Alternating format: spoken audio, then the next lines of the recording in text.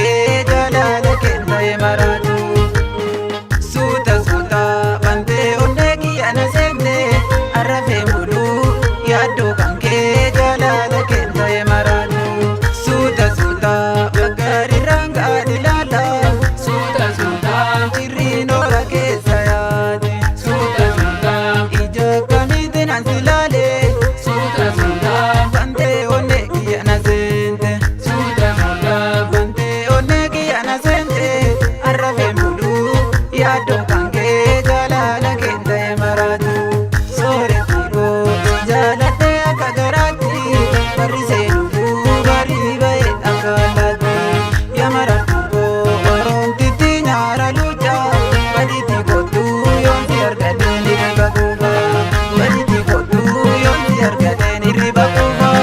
Badiitti kottuu yoomti argatee ni riba kuufa.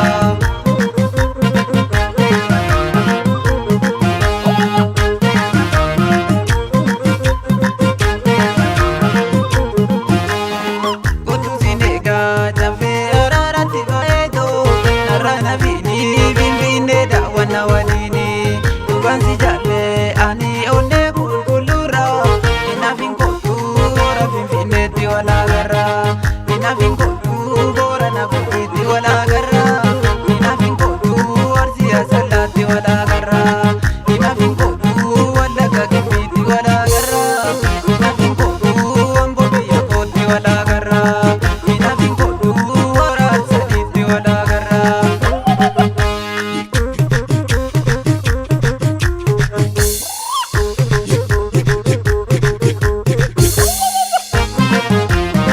Kottuu yaada makuu ana garaan namadi si furattee tagala.